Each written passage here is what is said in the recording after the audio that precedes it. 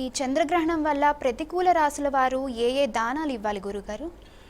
ప్రతికూలంగా ఈ గ్రహణం ఎవరికైతే ఫలితాన్ని ఇస్తూ ఉన్నదో అనగా వృషభ రాశి వారు, సింహరాశి వారు, కన్యారాశి వారు, మకర రాశి వారు, ఈ 4 రాశుల వాళ్ళు ఏం చేయాలి అంటే ఈ గ్రహణం పట్టడానికి మునుపు పట్టు స్నానం చేసుకుని ఈ గ్రహణం పట్టేటువంటి కాలమంతా కూడా ఆ రోజు సాధారణంగా గ్రహణం పట్టేటువంటి సందర్భంలో ఏ ఆహార పదార్థాలు కూడా మనం తీసుకోము.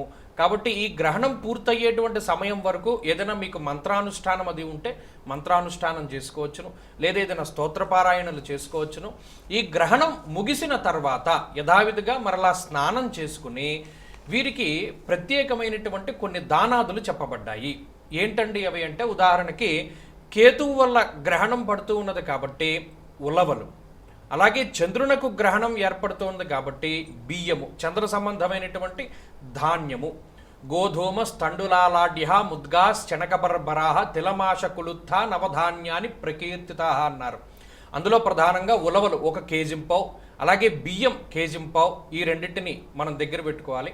అలాగే చంద్రుడికి సంబంధించినటువంటిది వెండి ధాతువు కాబట్టి ఒక చిన్న వెండిది సర్పపు ప్రతిమ, అలాగే ఒక చిన్న వెండిది చంద్ర సంబంధమైనటువంటిది ఏదైనా చంద్రబింబం లాంటిది ఏదైనా మనం దగ్గర పెట్టుకుని, అలాగే ఒక రాగి పాత్ర తీసుకోవాలి. అలా వీలుంటే ఆ రాగి పాత్రలో ఈ ఉలవల్ని వేసుకుని, అలాగే బియ్యము, ఈ రాగి పాత్ర, ఉలవలు, అలాగే తెల్లటి వస్త్రము, ఏదైనా ఒక తెల్లటి వస్త్రాన్ని కానీ, లేదా కొంతమంది చంద్ర సంబంధమైనటువంటి ఈ పాలు, పెరుగు, పంచదార ఇటువంటి వాటిని కూడా దానం ఇస్తారు.